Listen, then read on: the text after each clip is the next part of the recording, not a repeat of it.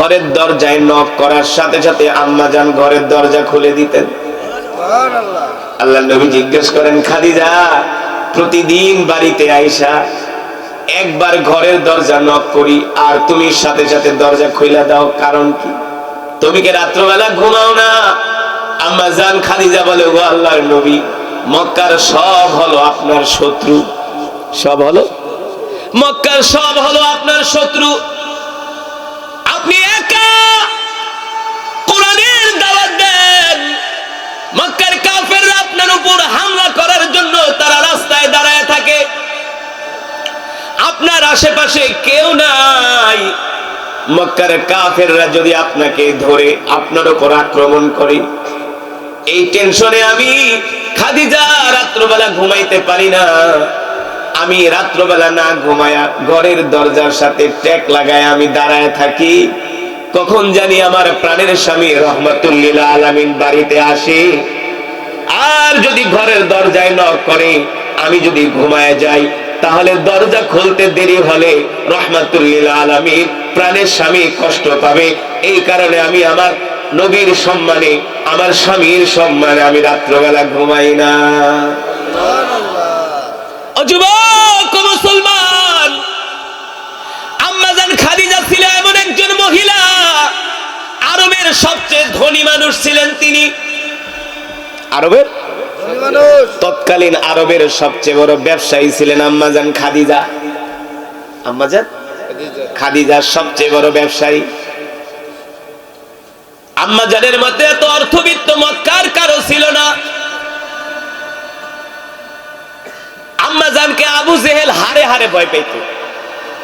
আবু জেহেল আছে না, আম্মাজান খাদিজারে ভয় পাইতো। আম্মাজান একদিন মক্কার রাস্তা দিয়ে হাঁটতেছে, আর আবু জেহেলের সাথে দেখা। আম্মাজান আবু জেহেলে ডাকতেছে, আবু জেহেল তাআলাউ ইয়া আবু জেহেলের দিকে আসো। এ আবু জেহেল, তুমি নাকি আল্লাহর নবীরে গরিব বইলা গালি দিছো।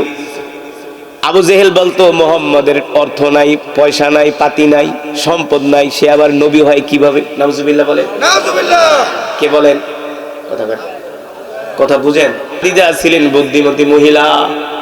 বিশাল বিশাল বকরি খাসি জবাই করছি, জবাই করে রান্না করছি, মক্কার বড় বড় লিডারদেরকে খাওয়াবে। এবার মক্কার বড় বড় লিডারেরা আম্মাজান খাদিজার দাওয়াতে যায় হাজির হইছে, জনমের খাওয়া খাইছে। খাওয়ার পরে এবার আম্মাজান বলে, এ আবু জেহেল, তুমি আমার স্বামী মুহাম্মদ সাল্লাল্লাহু আলাইহি সাল্লাম রে গরিব বইলা গালি দিছো। তোমাদেরকে আজকে আমার বাড়িতে ডাকার কারণ হলো, তোমরা মক্কার সব বড় বড় নেতা আছো, তোমাদের সামনে আজকে আমি খাদিজা ঘোষণা দিতেছি, আমার খাদিজার যত সম্পদ আছে সব সম্পদের মালিকানা আমি আমার স্বামী মুহাম্মদ সাল্লাল্লাহু আলাইহি সাল্লামের হাতে তুলে দিলাম। আজ থেকে মুহাম্মদ সাল্লাল্লাহু আলাইহি সাল্লাম হলো আমার সব সম্পদের মালিক। তার মানে আম্মাজান খাদিজার মতে এত সম্পদ মক্কার কারো ছিল না, এখন সেই সম্পদের মালিক আল্লাহর নবী। তার মানে আল্লাহর নবী এখন মক্কার সবচেয়ে ধনী মানুষ। এখন আর নবীকে গরিব বলার কোনো সুযোগ আছে? এখন আর নবীকে গরিব বলার কোনো সুযোগ নাই। এবার আম্মাজান বলে, এ আবু জেহেল, এতদিন তুমি মুহাম্মদ সাল্লাল্লাহু আলাইহি সাল্লাম রে গরিব বলার কারণে তুমি কালেমা পড়ে মুসলমান হও নাই, এবার কালেমা পড়ে মুসলমান হও। আবু জেহেল বলে, খাদিজা আমাকে চিন্তা করতে দাও, আমি একটু ভেবে দেখি, আগামী কাল আমি তোমাকে জানাবো আমি কালেমা পড়ে মুসলমান হব কিনা। আবু জেহেল বাড়িতে চলে গেছে। আল্লাহর নবী বিশ্ব নবী রাহমাতুল লিল আলামিন আবু জেহেলের বাড়িতে গেছে। আমরা যেমন ব্যবসার টাকা পাওয়ার জন্য বারবার তাগিদায় যাই, দুনিয়ার অর্থ পাওয়ার জন্য বারবার তাগিদায় যাই, আল্লাহর নবী কাফেরদেরকে মুসলমান বানানোর জন্য এইভাবে তাগাদা দিতেন, ঠিক কিনা বলে? আঠার মতো লেগে থাকতেন কাফেরদের যাতে মুসলমান বানানো যায়। এটাই ছিল আল্লাহ রাসূলের ফিকির। আল্লাহ রাব্বুল আলামিন সে কথাই বলেন, নবী ওয়ানুনাজ্জিলু মিনাল কুরআনি মা হুয়া শিফাa'un ওয়া রাহমাতুল লিল মুমিনিন ওয়া লা ইয়াজিদুজ জালিমিনা ইল্লা খাসারা। নবী হে আমার, আমি আল্লাহ আপনার উপর যে কোরআন নাজিল করেছি, এই কোরআন আমি মুমিনের শেফার জন্য, মুমিনের মুক্তির জন্য নাজিল করেছি। এবার আল্লাহর নবী বিশ্ব নবী বাইতুল্লাহ কাবা শরীফের চত্বরে আল্লাহর নবী কোরআনের তেলাওয়াত করে। মক্কার যুবকরা দাঁড়ায় দাঁড়ায় আল্লাহর নবীর কোরআন তেলাওয়াত শুনে।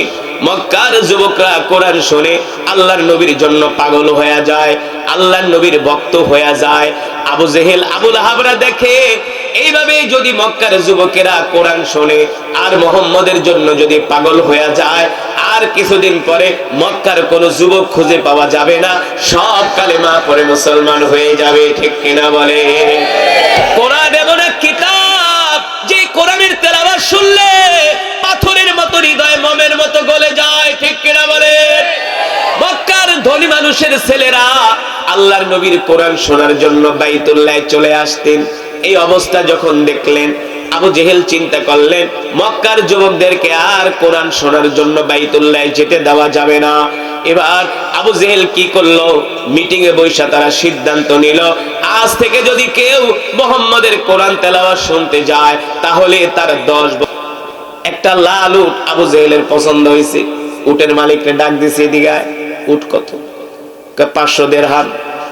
উটটা দে, আমি তোরে 600 দিরহাম দিব, তবে টাকা এখন না, আগামীকাল পাবি, এই জন্য 100 দিরহাম বেশি দিব।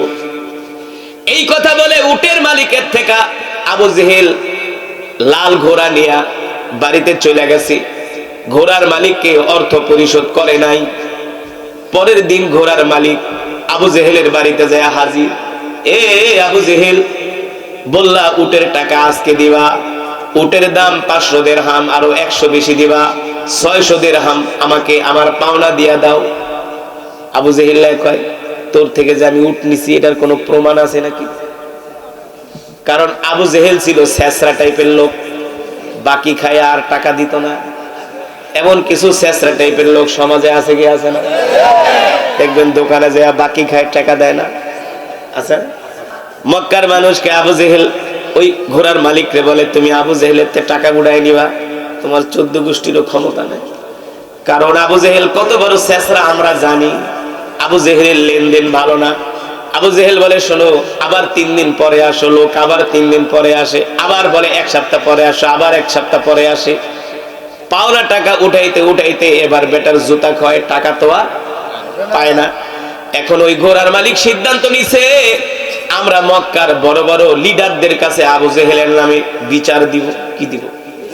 আবু সুফিয়ান আবু লাহাবরা কাবার চত্বরে বৈশা মিটিং করতেছে। কি করতেছে? মিটিং করতেছে। এবার ওই ঘোড়ার মালিক যায় বলে, আবু লাহাব, আবু সুফিয়ান, তোমরা হলা মক্কার বড় লিডার, বড় নেতা, শোনো, আমার কাছ থেকে আবু জেহেল ঘোড়ার বাকি আনছে, 600 দিরহাম পামু। মাসের পর মাস ঘোরায়, আমার ঘোড়ার টাকা পরিশোধ করে না। আমার টাকাটা একটু তোমরা আবু জেহেলের থেকে পরিশোধ করে দাও। আবু সুফিয়ান আবু জেহেলে ডাক দিছে, আবু জেহেল, এ ঘোড়ার মালিকের টাকা পরিশোধ কর, আর ঘোরাঘুরি করিস না, তোর জন্য আমাদের মান সম্মান আর নাই। মানুষ এসে তোর নামে বিচার দেয়, তুই নাকি দোকানে বাকি খায় টাকা দেস না, মাল বাকি না টাকা দেস না, তাড়াতাড়ি করে ঘোড়ার মালিকের টাকা পরিশোধ করে দে। আবু জেহেল কয়, ঠিক আছে, যাও, আগামীকাল দিব। ওই লোক আবার আগামীকাল যায়, ওই লোককে ঘোড়ার টাকা দেয় না। মক্কার মানুষ সবাই শোনো, ওইসব আবু সুফিয়ান আবু লাহাবের কোনো বিচার আবু জেহেলের কাজ হবে না। এই টাকা তুমি কোনোদিন উঠাইতে পারবা না। তুমি একটা কাজ করো, আগামীকাল সকালবেলা আবার তুমি কাবার চত্বরে আসো, আমরা তোমার টাকা উঠানোর ব্যবস্থা করব। আবু জেহেলের বিরুদ্ধে আমরা তোমার জন্য শক্ত অবস্থান নিব। এবার ওই ঘোড়ার মালিক পরের দিন সকালবেলা আবার কাবার চত্বরে যায়। মক্কার বড় বড় লিডারেরা এবার মিটিং এ বসে। আবু জেহেল ঘোড়ার টাকা কেন দেয় না? ঘোড়ার মালিক তার পিছনে পিছনে ঘোরে, জুতা ক্ষয় করে ফেলছে, কিন্তু টাকা উঠাইতে পারে না। এবার আজকেও তারা মিটিং এ বসে সিদ্ধান্ত নিল, আবু জেহেলের থেকে যে কোনো উপায় আমরা ঘোড়ার টাকা পরিশোধ করে দিব। কিন্তু মক্কার সবচেয়ে বড় লিডার ওলীদ ইবনে মুগীরা বলে, এ আবু সুফিয়ান আবু লাহাব, আমি কেন তুমি কেন, মক্কার 14 গোষ্ঠীও যদি চাপ দাও, আবু জেহেলের থেকে একটা পয়সা উঠাইতে পারবা না। এবার উতবা ডাক দিয়া বলে, শোনো ঘোড়ার মালিক, তোমাকে আমি ভালো একটা বুদ্ধি দেই। এই সমস্ত লেস কাটা মাতবর দিয়া তুমি কোনোদিন আবু জেহেলের থেকে টাকা উঠাইতে পারবা না, তবে একটা সমাধান আছে। কি আছে? তার কাছে গেলে তোমার টাকা 1 ঘন্টার ভিতরে আদায় করে দিব। সুবহানাল্লাহ। ওই যে দেখো কাবার চত্বরে কোনায় বৈশা ওই যে যুবক ইবাদত করতেছে, ওই যে সুন্দর চেহারার যুবক, তার কাছে যাও, তার কাছে যে বিচার দাও, সেই পারবে আবু জেহেলের থেকে টাকা আদায় করে দিতে। সুবহানাল্লাহ। সে কে? বিশ্বনবী রাহমাতুল লিল আলামিন। যাও মুহাম্মাদের কাছে যাও, মুহাম্মাদই পারবে একমাত্র তোমার টাকা আদায় করে দিতে। সুবহানাল্লাহ।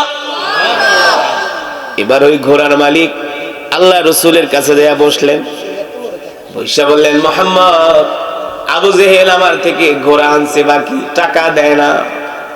আল্লাহ নবী মুস্কে হাসি দিয়া বলে, বল আমি তোমার জন্য কি করতে পারি? বলে, মুহাম্মদ, মক্কার বড় বড় নেতাদের পিছনে পিছনে ঘুরলাম, জুতা কয়েক জোড়া ক্ষয় করে ফেলাইছি, কিন্তু টাকা তো আবু জেহেলের থেকে উঠাইতে পারি না। আল্লাহ নবী কয়, তুমি পারবাও না। আবু জেহেল যে কোন টাইপের লোক এটা মুহাম্মদ সাল্লাল্লাহু আলাইহি সাল্লাম ছাড়া আর বেশি কেউ জানে না, কারণ এমন কোন কষ্ট নাই আবু জেহেল আমার নবীকে দেয় না। ঠিক কিনা? এবার আল্লাহর নবী বলে, ঠিক আছে, আসো তুমি আমার সাথে, চলো আবু জেহেলের বাড়িতে যাব, চলো আবু জেহেলের বাড়িতে যাব, আমি তোমার ঘোড়ার টাকা আবু জেহেলের থেকে পরিশোধ করে দিব, তোমার পাওনা আমি আদায় করে দিব। এবার ওই ঘোড়ার মালিক আল্লাহর নবীর পিছনে পিছনে, আল্লাহর নবী আগে আগে যাইতেছে আবু জেহেলের বাড়ির দিকে। ওই দিকে ওলীদ ইবনে মুগীরা, আবু লাহাব, মক্কার এক যুবকের ডাক দিয়ে বলে, এদিকে আয়, তুইও ওদের পিছনে পিছনে যা। আমরা এত বিচার করলাম, আবু জেহেল ঘোড়ার টাকা দেয় না, দেখি মোহাম্মদ কি আবু জেহেলের থেকে টাকা উঠাই দিতে পারে কি পারে, এটা আমরা দেখব। যা, তুই দূরের থেকে পর্যবেক্ষণ করবি, তাকায় তাকায় দেখবি যে আসলে মোহাম্মদের কথা আবু জেহেল শোনে কিনা। আমরা এত বিচার করলাম, আমাদের মুখে চুনকালি পড়লো, আবু জেহেল আমাদের কথা শুনলো না, দেখি মোহাম্মদের কথা আবু জেহেল শোনে কিনা, মোহাম্মদের বিচার আবু জেহেল মানে কিনা, তুই দূর থেকে তাকায় তাকায় দেখবি। এবার আল্লাহর নবী ওই ঘোড়ার মালিককে নিয়ে আবু জেহেলের বাড়ির সামনে গেলেন, ঘরের দরজার সামনে যায়া দরজায় নক করলেন আর বললেন, ইফতাহিল বাব ইয়া আবা জেহেল উখরুজু মিনাল বাইত। এ আবু জেহেল, ইফতাহিল বাব, দরজা খোলো, উখরুজু মিনাল বাইত, ঘর থেকে বের হও। আল্লাহ নবী এক ডাক দিছে, এক ডাকের চোদে আবু জেহেল থরথর করে ঘরের দরজার সামনে এসে দরজা খুলে দিছে। মুহাম্মদ, ইয়া আম্মি, মুহাম্মদ তুমি আমার বাড়িতে সকালবেলা, কারণ কি? আল্লাহ নবী বলে, আবু জেহেল আমার পিছনে যে ব্যক্তি চিনো কিনা? এবার আবু জেহেল তাকায় দেখে যার থেকে ঘোড়া বাকি আনছে টাকা দেয় না, পাওনা দেয়। এবার আবু জেহেল মুস্কি হাসি দিয়ে বলে, ভাতিজা চিনছি, ঘোড়া তো বাকি আনছি, টাকা তো দেই নাই। আল্লাহ নবী বলে, এই মুহূর্তে তোমাকে ঘোড়ার টাকা পরিশোধ করতে হবে। আবু জেহেল থরথর করে কাঁপে বলে, ঠিক আছে ভাতিজা, একটু সময় দাও, একটু সময় দাও, আমি এখনই ঘোড়ার টাকা পরিশোধ করে দিচ্ছি। এবার আবু জেহেল দৌড়ায়া ঘরে গেল, ঘরে যায় তার স্ত্রীর নাম হলো উম্মে জামিল। উম্মে জামিল কয়, না দেওয়া যাবে না। আবু জেহেল কয়, বেডি বেশি বুঝিস না, কোন বিপদে পড়ছি তুই তো জানোস না, আমি তো জানি, তুই তো জানোস না, আমি তো জানি, তাড়াতাড়ি করে টাকা দিই। উম্মে জামিল কয়, না। আবু জেহেল কয়, কথা কবি না, মান সম্মান নিয়ে টান মারছি, তাড়াতাড়ি টাকা দে, মুহাম্মদে আমার ঘরের দরজার সামনে আসছে, আমি যদি এখন টাকা পরিশোধ না করি আমার মনে হয় সামনে আমার ভয়ঙ্কর বিপদ আছে। এবার আবু জেহেলের স্ত্রীর থেকে 600 দিরহাম আইনা ঘোড়ার মালিককে দিয়া দিলেন। ঘোড়ার মালিক হাসতে হাসতে বাড়িতে চলে গেল। আল্লাহ রসুলকে বলল, মুহাম্মদ তোমাকে ধন্যবাদ। এই কথা বয়া ঘোড়ার মালিক বাড়িতে চলে গেল। আর ওই যে যুবক দূর থেকে তাকায় তাকায় দেখছে আবু জেহেল ঘোড়ার টাকা পরিশোধ করছে। দৌড়ায় মক্কার বড় বড় লিডারদের কাছে যায় বলে, শোনো, তোমরা এত বিচার করলা, আবু জেহেল তোমাদের কারো কথার পাত্তা দিল না, কিন্তু মুহাম্মদ এক ধমকে চড়ে আবু জেহেল ঘোড়ার টাকা পরিশোধ করে দিয়েছে। জোরে বলেন সুবহানাল্লাহ। আবু লাহাব কয় এটা আবার কেমন কথা, এত বিচার করলাম, আবু জেহেল আমাদের পাত্তাই দিল না, আর মোহাম্মদের এক ধমকে কয় শুধু টাকা দেয় নাই, এ আবু সুফিয়ান শুধু ঘোড়ার টাকাই দেয় নাই, আমি দেখতেছি আবু জেহেল থরথর করে কাঁপতেছে। আল্লাহ রাসূলের সামনে আবু জেহেল থরথর করে কাঁপতেছে। এখন আবু লাহাব কয় নাকি আবু জেহেল আবার গোপনে গোপনে মুহাম্মাদের হাতে হাত রেখে কালেমা পড়ে মুসলমান হয়ে গেছে, সন্দেহ পড়ে গেছে। আবু জেহেলকে ডাকছে কাবার চত্বরে, মক্কার বড় বড় লিডাররা ডাকছে, আবু জেহেল এত বিচার করলাম আমাদের বিচার মানলা না, এতবার বললাম ঘোড়ার টাকা পরিশোধ করলা না, কিন্তু মোহাম্মদ এক ধমক দিছে, এক ধমকে ঘোড়ার টাকা পরিশোধ করে দিলা, কারণ কি? গোপনে গোপনে কি আবার মোহাম্মদের সাথে হাত মিলাইছো নাকি? নাকি কালেমা পড়ে মুসলমান হয়ে গেছো? তুমি নাকি মোহাম্মদের দেখার পরে থরথর করে কাঁপতেছো? এবার আবু জেহেল কয় ভাই রে, ভুল ধারণা করিস না, আমি কালেমা পড়ে মুসলমান হই নাই, গোপনে গোপনে আমি মুহাম্মাদের সাথে হাত মিলাই নাই। আবু লাহাব কয় এগুলা যদি না করো তাইলে মুহাম্মদ রে দেখা তুমি থরথর করে কাঁপছো, কারণটা কি? এবার আবু জেহেল বলে ভাই রে, মুহাম্মদ যখন আমার ঘরের দরজার সামনে গেছে, মুহাম্মদ যে আমারে এক ধমক মারছে, আমি দৌড়াইয়া ঘরের দরজা খুইলা দেখি মুহাম্মদের দুই পাশে দুইটা বাঘ হা কইরা তাকায় আছে। জোরে বলেন সুবহানাল্লাহ। দুইটা বাঘ আমার দিকে হা কইরা তাকায় আছে, আর বলে আবু জেহেল্লা তাড়াতাড়ি টাকা দে, নাইলে এখনই তোরে খায়া ফেলাম। জোরে বলেন সুবহানাল্লাহ। আল্লাহু আকবার। আল্লাহ রাব্বুল আলামিন আল্লাহর নবীর ইজ্জত রক্ষা করার জন্য আল্লাহ তাআলা বাঘ পাঠায় দিয়েছে, ঠিক কিনা বলেন?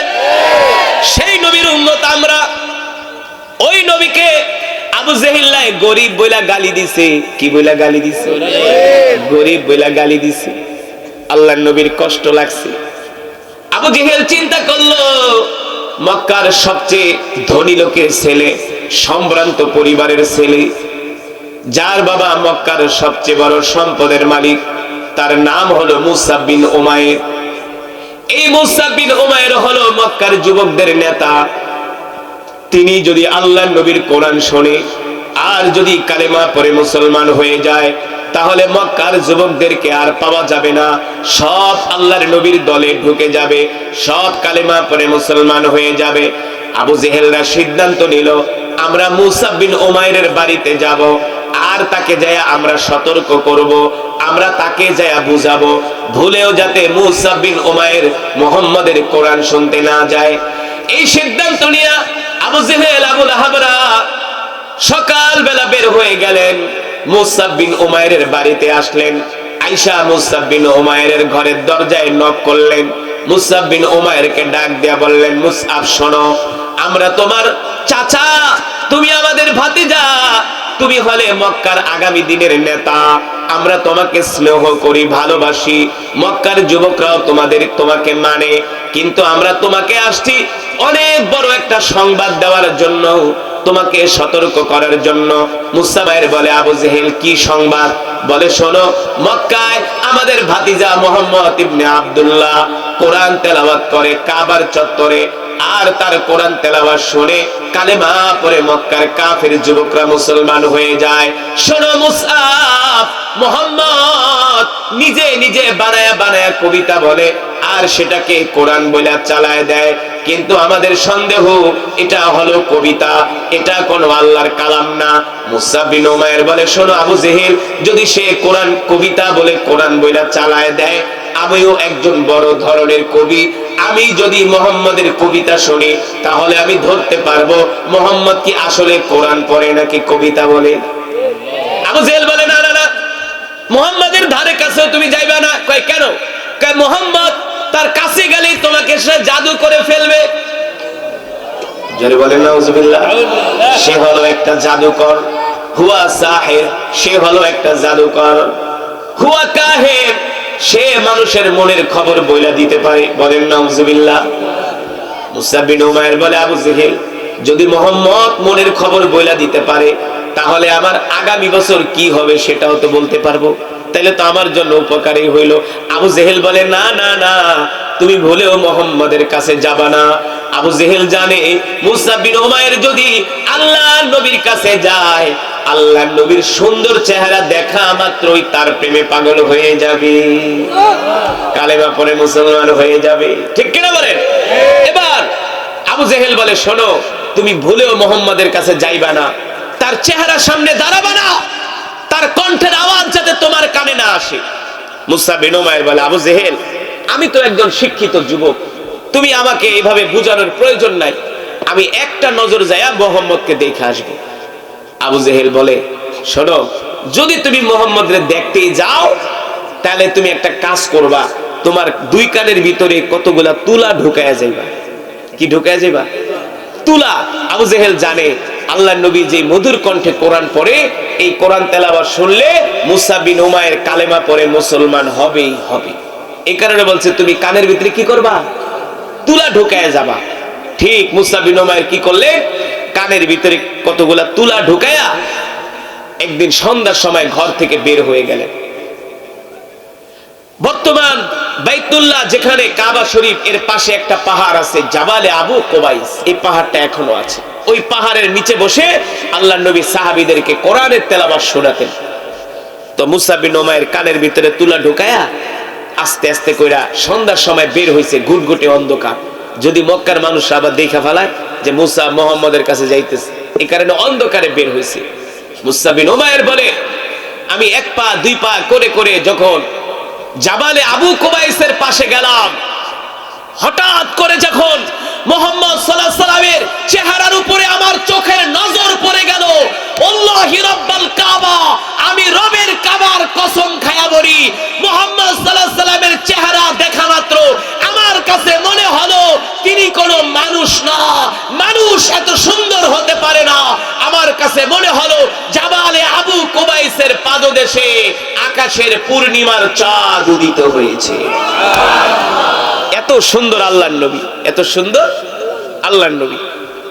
মুসআব বিন উমাইর বলে মুহাম্মদ বলছিল, আবু জেহেল বলছিল মুহাম্মদ নাকি পাগল।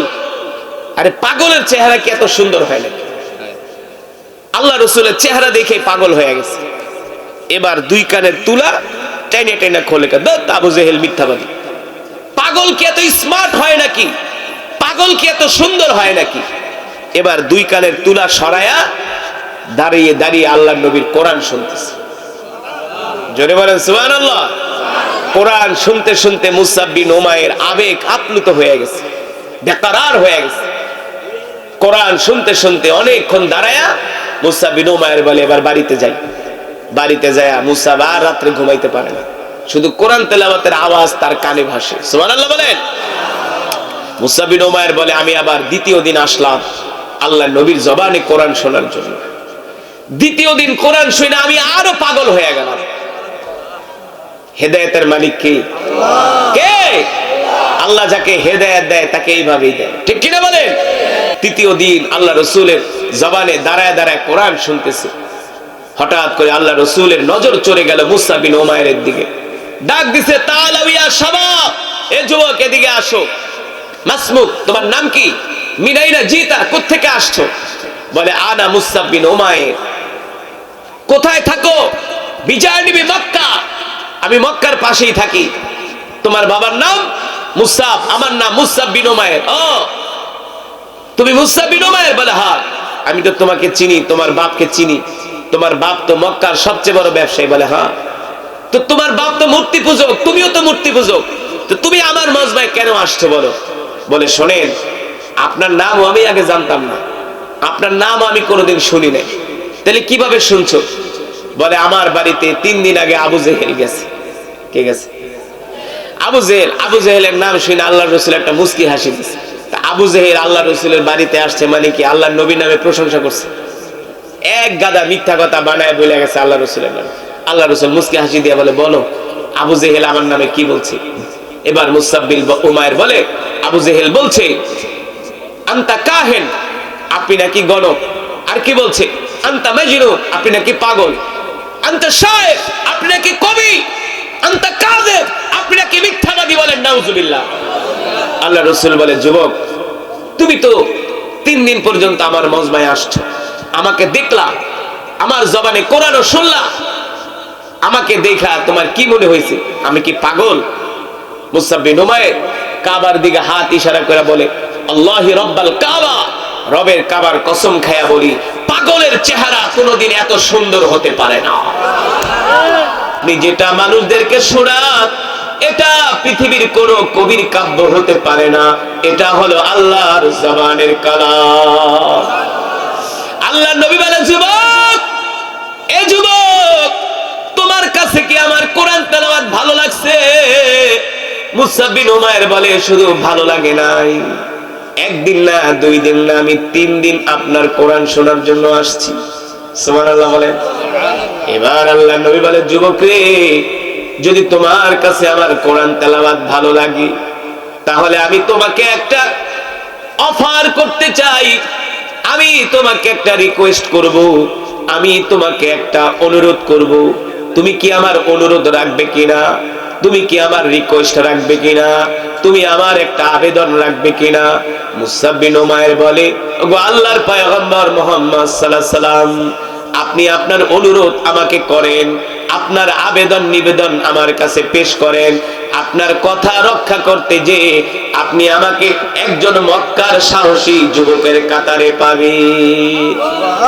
আল্লাহর নবী বলে, যুবক রে, যদি তোমার কাছে আমার কোরআন তেলাওয়াত ভালো লাগে, তাহলে আমি তোমাকে এখনই নির্দেশ করব, এখনই তোমার কাছে আমি আবেদন করব, আর দেরি করবা না, এই মুহূর্তে আমার হাতে হাত রেখে কালেমা পড়ে মুসলমান হয়ে যাবে।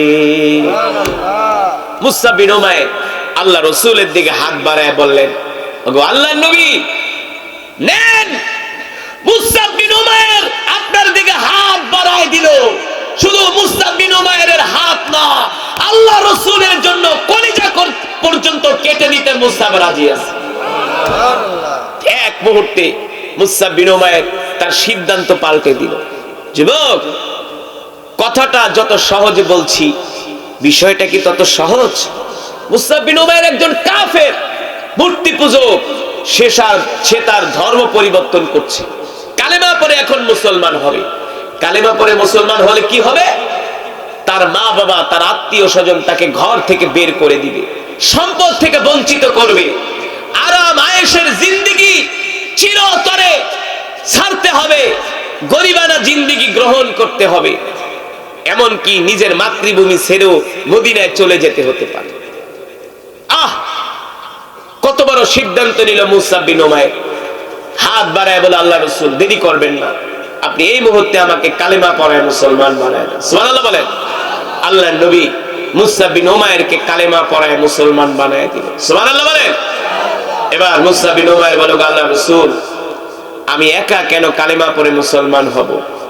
আপনি আমাকে দোয়া করে দেন, আমি এই কালেমার দাওয়াত আমি আমার মাকে দিব, আমি আমার বাবাকে দিব, আমি আমার পরিবার মানুষকে দিব, আমি আমার গোত্রের মানুষের কাছে ইসলামের সুমহান বাণী, ইসলামের সৌন্দর্য, কালেমার দাওয়াত আমি তাদের কাছে তুলে ধরবো। সুবহানাল্লাহ বলেন। আল্লাহ রাসূল বলে, মুসা, তুমি যে কালেমা পড়ে মুসলমান হয়ে গিয়েছো, এটা যদি তোমার পরিবার জানে তোমার উপরে অত্যাচারের ইষ্টিমূলার চালানো হবে, তুমি কি সহ্য করতে পারবা? মুসআব বিন উমাইর বলে, আল্লাহ রাসূল, আমার গোত্রের মানুষ, আমার পরিবারের মানুষ আমার উপর যত অত্যাচার নির্যাতন জুলুম করুক না কেন, আমি মুসআব বিন উমাইর এক মুহূর্তের জন্য ইসলাম ছেড়ে দিব না। তাকে কালেমা পড়ায় মুসলমান বানায় দেওয়া হয়। তিনি দৌড়ায় বাড়িতে গেলেন, তার মা, তার বাবা, আত্মীয় স্বজনদেরকে ডাকলেন আর বললেন, শোনো, আজকের পর থেকে তোমরা আমাকে আর মূর্তি পূজার জন্য ডাকবা না। বলে, কেন? বলে, আমি আল্লাহর পয়গম্বর মুহাম্মদ সাল্লাল্লাহু আলাইহি সাল্লামের হাতে হাত রেখে কালেমা পড়ে মুসলমান হয়ে গেছে। জোরে বলেন সুবহানাল্লাহ। মুসআব বিন উমাইরের মা বাবা বললে, বলো কি বাবা, তুমি মুসলমান হয়ে গেছো? বলে, হ্যাঁ, আমি মুসলমান হয়ে গিয়েছি। শুধু মুসলমান হই নাই, আমি আজ থেকে সিদ্ধান্ত নিছি, আমি আর তোমাদের সাথে থাকবো না, আমি আল্লাহর পয়গম্বর মুহাম্মদ সাল্লাল্লাহু আলাইহি সাল্লামের কাছে চলে যাব। এই কথা শোনার পরে মুসআব বিন উমাইরের মা, তার বাবা, তার দুই হাতের ভিতরে দুইটা শিকল বাঁধলেন, পায়ে দুইটা শিকল বাঁধলেন, শিকল দিয়া ঘরের খুঁটির সাথে তালা মেরা দিলেন। কি করলেন? ঘরের খুঁটির সাথে তালা মেরা দিছে। বলছে তুই মুহাম্মাদের কাছে যাবা, যাও, তোমারে তালা মেরে দিছি। এখন মুসা বিন উমাইর বলে, মা, যতদিন পর্যন্ত আমার শিকল খুলে না দিবা, আল্লাহ রসুলের কাছে যাইতে না দিবা, ততদিন পর্যন্ত আমি তোমাদের সাথে কথাও বলবো না, আমি খাবারও গ্রহণ করব না। মুসা বিন উমাইর জিদ করে খাবার খায় না। মা আয়েশা বুঝায়, বাবা রে, না খেলে তো তুমি মারা যাবা। মুসা বিন উমাইর চিন্তা করলো, না খেলে তো আসলেই মারা যাব, আল্লাহ রসুলের সাথে তো আমার আর সাক্ষাৎ হবে না, যদি মারাই যাই। অল্প অল্প খায়া কোন রকম জীবন বাঁচাইছি। একদিন মুসা বিন উমাইর ঘরের খুঁটির সাথে ট্যাক লাগায়া কান্না করতেছে। মুসা বিন উমাইরের মা আয়েশা বলে, বাবারে, তুমি কান্না করছো কেন? তোমার কি মায়ের কথা মনে পড়ছে? মা তো তোমার সামনে। মুসা বিন উমাইর বলে, মা, আল্লাহি রব্বাল কাবা, রবের কাবার কসম খায়া বলি, তোমার কথাও মনে পড়ে নাই, বাবার কথাও মনে পড়ে নাই। কতটা দিন হয়ে গেল আল্লাহর নবীকে দেখি না, আল্লাহর নবীকে দেখি না। এই কষ্ট আমি মুসা বিন উমাইর সহ্য করতে পারি না। আল্লাহু আকবার। মা, আমার শিকলটা খুলে দাও, আমি আল্লাহ রসুলের কাছে চলে যাই। আল্লাহ রসুলকে ছাড়া আমি বাঁচবো না, তোমাদের ছাড়া বাঁচতে পারবো, আল্লাহর নবীকে ছাড়া আমি বাঁচবো না। মুসা বিন উমাইরের মা চিন্তা করলো, ছেলেটাকে এইভাবে কষ্ট দিয়া লাভ কি? শিকল খুইলা দিছে। এক দৌড় দিয়া মুসা বিন উমাইর আল্লাহ রসুলের বাড়িতে চলে গেছে। আল্লাহ নবী মুসা বিন উমাইরকে দেখে কান্না করে দিছে, তোমার এই অবস্থা কেন? মুসা বিন উমাইর বলে, আল্লাহ রসুল, আমার মা বাবা আমাকে ঘরের ভিতরে শিকল দিয়ে আটকায় রাখছে, আমি আল্লাহর নবীর উপরে আল্লাহ তাআলা কোরআন নাজিল করলেন, আর আল্লাহ তাআলা ঘোষণা করে দিলেন, ইন্না আনজালনা ইলাইকা যিকরা লিতুবাইয়িনা লিন-নাস। নবী হে আমার, আমি আল্লাহ আপনার উপর যে কোরআন নাজিল করেছি, এই কোরআন নিয়ে আপনি ঘরে বসে থাকবেন না। এই কোরআন দিয়ে আপনি মক্কার কাফেরদেরকে দাওয়াত দেন, মক্কার ঘরে ঘরে কোরআনের দাওয়াত পৌঁছে দেন, মক্কার মানুষদের কাছে কোরআনের দাওয়াত পৌঁছে দেন। বিশ্বনবী রাহমাতুল লিল আলামিন আল্লাহ তাআলার নির্দেশ পায়া কোরআনের দাওয়াত দেওয়ার জন্য ঘর থেকে বের হয়ে গেলেন। কিন্তু এই কোরআনের দাওয়াত দেওয়ার কারণে মক্কার কাফেররা এমন কোন নির্যাতন নাই, এমন কোন জুলুম নাই আমার নবীর উপরে করে না। আল্লাহর নবী মক্কার কাফেরদের নির্যাতন জুলুম সহ্য করেছেন, এক মুহূর্তের জন্য আল্লাহর নবী কোরআনের দাওয়াত বন্ধ করে দেয় নাই। ঠিক কিনা বলেন? আল্লাহর নবী বারবার কোরআনের দাওয়াত নিয়ে আবু জেহেলদের কাছে গিয়েছেন। আবু জেহেলরা কোরআনের দাওয়াত পছন্দ করে নাই, আল্লাহর নবীকে মিথ্যাবাদী বলেছে, আল্লাহর নবীকে পাগল বলে গালি দিয়েছে। দয়ার নবী, মায়ার নবী রাহমাতুল লিল আলামিন মক্কার কাফেররা যখন কোরআনের দাওয়াত গ্রহণ করলো না, আল্লাহর নবীর মন ভেঙে গেল। আল্লাহর নবীর সবচেয়ে কাছের সহযোগী, সবচেয়ে আপন মানুষ আম্মা জান খাদিজাতুল কুবরা রাদিয়াল্লাহু তাআলা আনহু আল্লাহর নবীকে সবচেয়ে বেশি সহযোগিতা করতেন। আল্লাহর নবী কোরআনের দাওয়াত দিতে যেতেন, আম্মা জান খাদিজা আল্লাহর নবীর জন্য খাবার রান্না করে নবীর জন্য অপেক্ষা করতেন। আউযু বিল্লাহি মিনাশ শাইতানির রাজীম।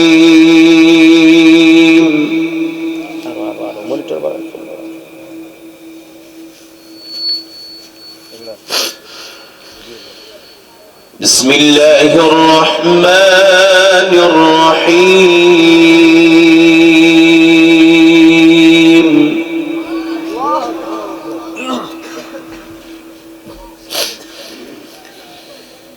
ইয়া আইয়ুহাল ইনসানু মা গাররাকা বিরাব্বিকাল কারীম।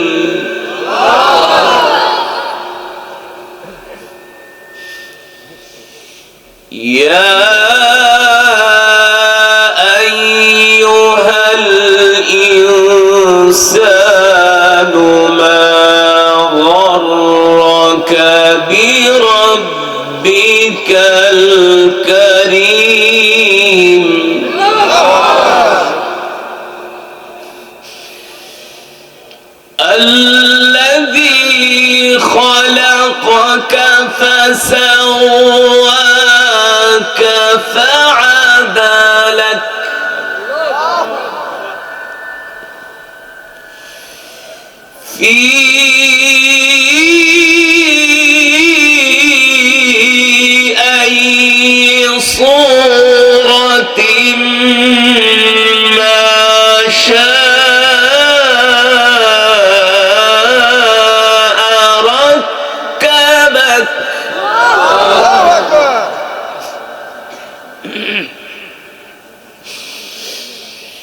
كلا بل تكذبون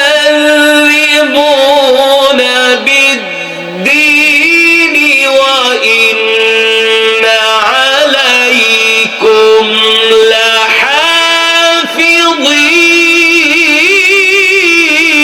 لحافظين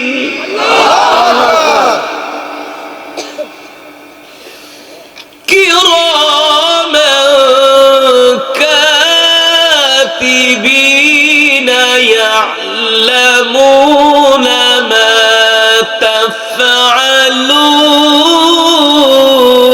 تفعلون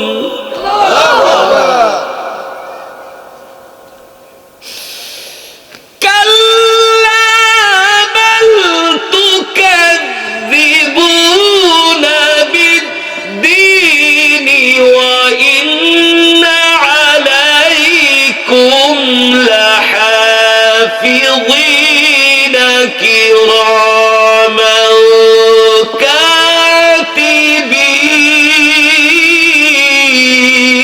كاتبين كراما كاتبين يعلمون ما تفعلون كراما كاتبين يعلمون ما تفعلون إن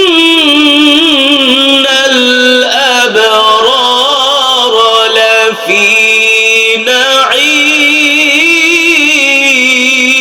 نعيم وإن الفجار لفي جحيم يصلونها يوم الدين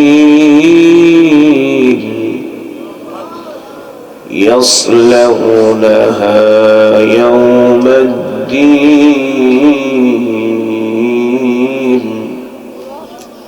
তোমার তো ইকো নাই ঢিল নাই কিচ্ছু নাই এটি কোনো হইল সাহস তুমি বলো ঠাস ঠাস করতেছে কোনো মজা আছে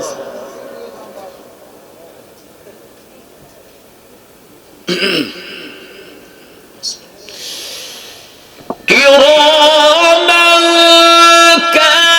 كاتبين يعلمون ما تفعلون إن الأبرار لفي نعيم وإن الفجار لفي جحيم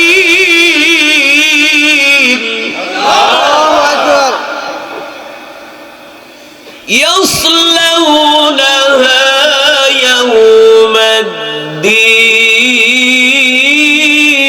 الدين يصلونها يوم الدين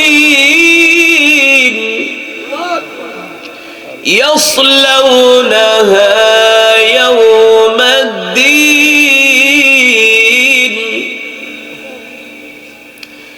وما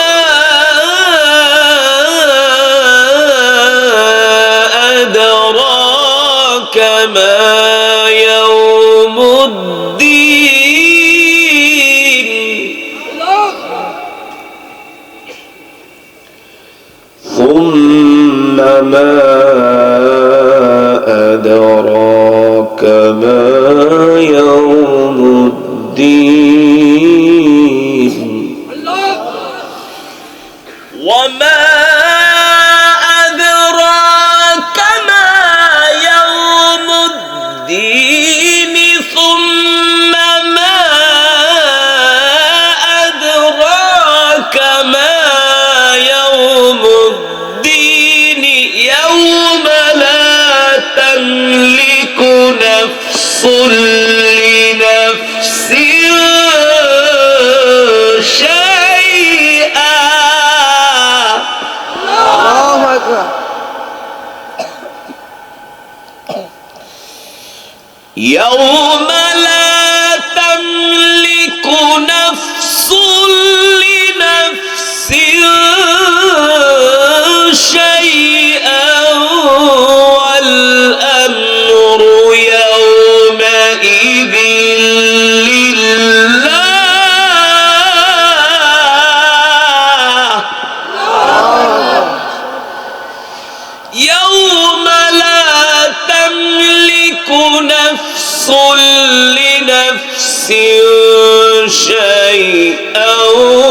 والأمر يومئذ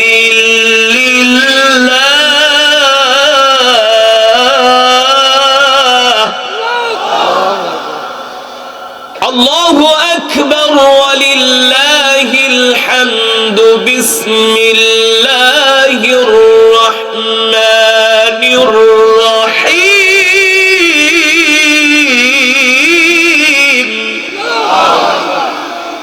بسم الله الرحمن الرحيم قل هو الله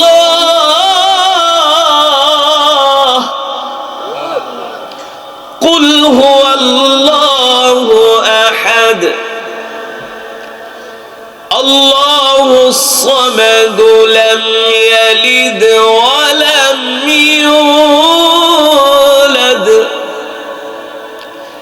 لم يلد ولم يولد ولم يكن له كفوا أحد بسم الله الرحمن الرحيم بسم الله الرحمن الرحيم قل هو الله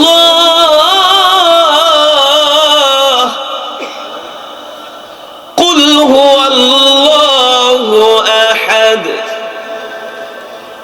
الله الصمد لم يلد ولم يولد لم يلد ولم يولد ولم يكن له كفوا أحد لم يلد ولم يولد ولم يكن له كفوا أحد بسم الله الرحمن الرحيم بسم الله الرحمن الرحيم قل هو الله